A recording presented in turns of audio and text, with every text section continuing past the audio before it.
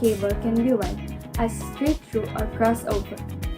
The straight-through cable is used to connect two different network devices. For example, a router to a desktop computer. Both ends of this cable uses the T568B wiring standard. The crossover cable is used to connect two similar network devices.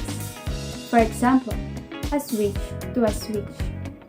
One end of this cable uses the T568B wiring standard, while the other one uses the T568A wiring standard. The tools and materials needed in fabricating LAN cable are LAN cable. LAN cable is used to connect computer and hardware to form local area network, which helps connect the network together. This is a Cat5e cable. Next is RJ45. RJ45 is used to connect voice and data equipment to do a service provided by a long exchange carrier or long distance carrier. Third is crimping tool. Crimping tool is used to lock the RJ45 to the wire of the cable. It can also use to cut the wires. And lastly, it can be used to strip the outer part of the cable. Scissors. Scissors is used to cut the plastic sheet inside the cable. You can also use cutter. Lastly is ruler. Ruler is used to measure.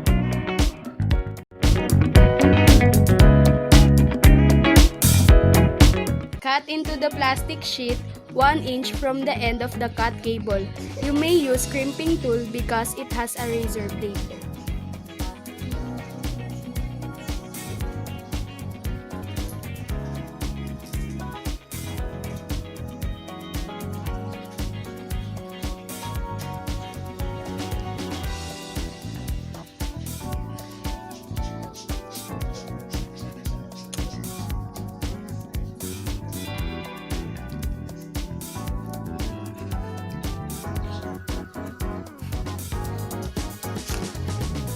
Untwist all the wires and follow the standard color coding for T568B.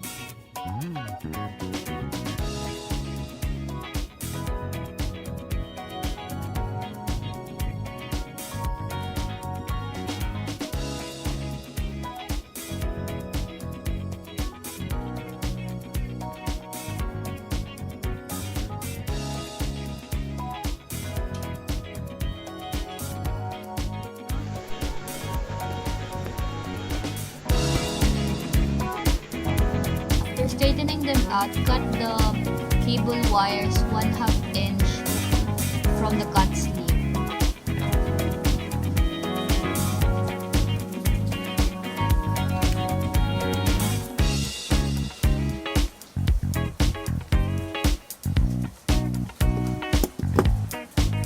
Push the wires into the connector. Each wire is connected to the edge of 8 pins of RJ45 from left to right.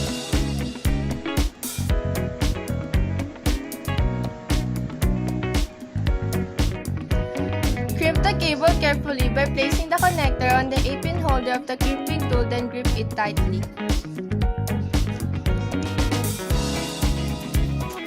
Remember, the copper spacing tabs on the connector will pierce into each of the 8 wires. There is also a locking tab that holds the cover of the cable in place for a tight compression grip. When you remove the cable from the crimping tool, the end is ready to use.